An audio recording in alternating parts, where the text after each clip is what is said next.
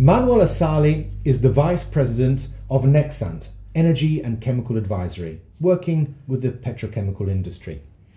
I met Manuel at the Reactions Conference in Prague in 2018, where he gave a wonderful talk that showed the need to reconcile the growing demand for plastics with the advent of the circular economy.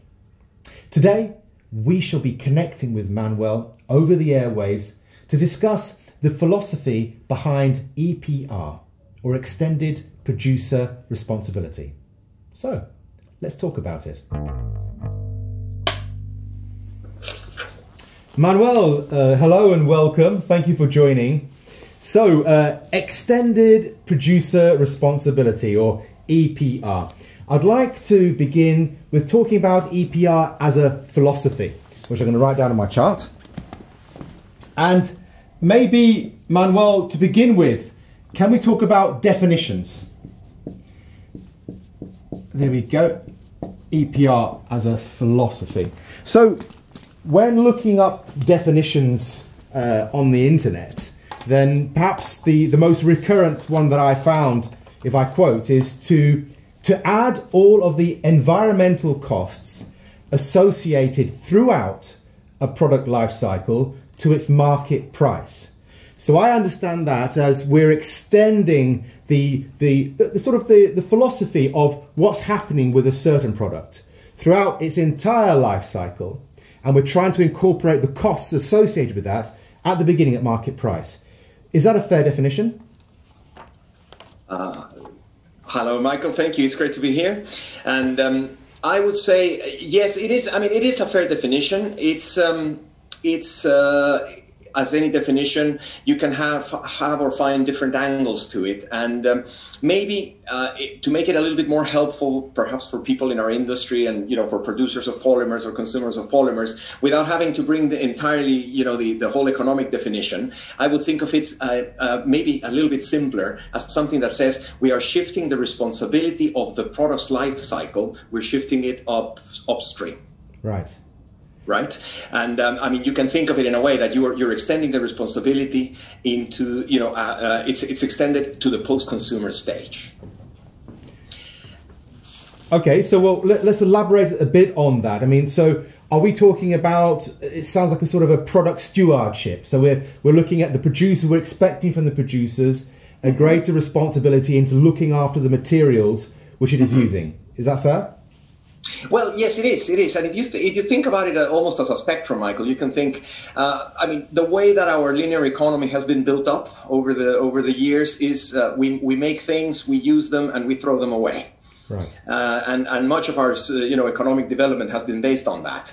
If you went to the entirely opposite side of that spectrum, you could also think of making products that are used for almost for rent. You're renting your products, and then those products come back to you. Okay, yes. I'm going to put that down on my chart. I'm not suggesting necessarily that that's the way we're going to do our EPR, or we're going to implement it in the chemical industry. But it's just, again, as a way of defining the philosophy. That's how you could place it.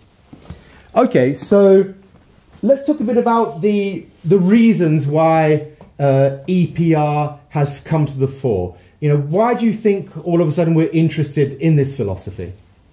Right. Well, EPR is part of the circular economy. If you look at the philosophy of the circular economy, I mean, there are different aspects to it, but certainly EPR becomes part of that. It's asking the question, who is liable for this? So, and what do you think is driving this adoption of the EPR philosophy? Tell me a bit about that. What's the underlying reason for all of this development? Sure. Yes. Well, let me start with the circular economy, because it actually makes good sense. As we know, the idea of the circular economy is that whatever is left or whatever is used in one process becomes a feedstock for, or whatever is a waste of one process becomes a feedstock for another process, right? Which is a little bit what nature does. Every waste in nature is used by something else, and here our idea would be to replicate that one way or another. So why is this important? Well, as we know, our products have a value at the end of life. that value could be also represented in two different ways. You can think of products that can be simply remanufactured at the end of life, or you could also think of reusing the molecules at the end of life to bring them back into an earlier stage of the process.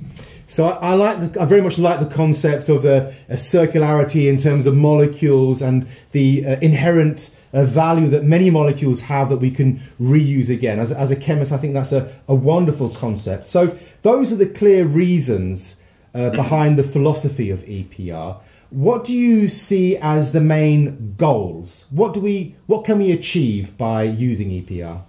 Right. Well, of course, which links nicely to the reasons as well, is the fact that it helps us reduce the impact of waste into the environment. That's one end, precisely where we've seen a lot of pressure recently, and it is increasing in the world of plastics, for example.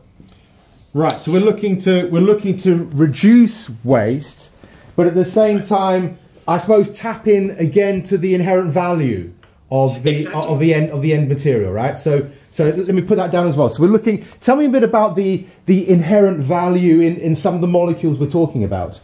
Absolutely. Well, if we find a way to sort of decouple those molecules from the end products and bring them back into the cycle, in a way, it has the added advantage that you can, let me put it in a simple way, you can save on resources. You could be, instead of using virgin materials, you could be using recycled materials, or all the way back to some of the hydrocarbons. You could take advantage of that waste and substitute hydrocarbons. So there's obviously then, when you're mentioning hydrocarbons, there's a clear impact of EPR on the petrochemical industry. Tell me, let's explore that then. So do you believe, from your position, that the petrochemical industry is very much adopting the philosophy of EPR? Well, the answer is partially yes, but not entirely, and because there are a lot of details that need to be understood. And we will be discussing who is responsible at different levels of the value chain. And let me put it in a different example. If we are making pellets in the petrochemical industry and we give those to a brand owner who then produces, for example, a shampoo bottle, and that shampoo bottle ends up in a consumer's home, what happens to that bottle at the end of life? If you are using EPR in the broad sense, then theoretically that bottle has to come back. But who does it come back to? Does it come back to the manufacturer of the shampoo? Does it come back to the manufacturer of pellets? Those things are not straightforward. And I'm basically telling you all this complexity is telling us that EPR is a valuable concept, but it's not necessarily easy, and it's not happening very quickly. We need to understand it, and we'll give some examples later. Okay, so there's that big issue of responsibility, who should be doing what, at when, the incentives that are involved, which we'll come to in due course. But maybe for now, let's stay with the impact of this philosophy on the petrochemical industry. Okay. Could you tell me, what do you think about will be the impact on costs? Could we expect a rise in costs, or how do you think that will pan out? Absolutely. Yes. Well, again, depending on how you adopt it, but there could potentially be an increase in cost because somebody has to carry that. Precisely, we're saying, well, you're shifting the responsibility upstream. Well, there has to be a cost in the collection and separation, and then eventually bringing it back and reincorporating it into the value chain. But I don't want us to think only of costs, Michael, because this also generates some opportunities and potentially some good promotional opportunities that may even allow you to sell the product at a slight premium. Well, I very much agree. I see this as an opportunity, and one of the opportunities I see is that you're mentioning there a lot about waste and the potential costs for managing that waste. But at the moment, that waste management is being done in the public sector.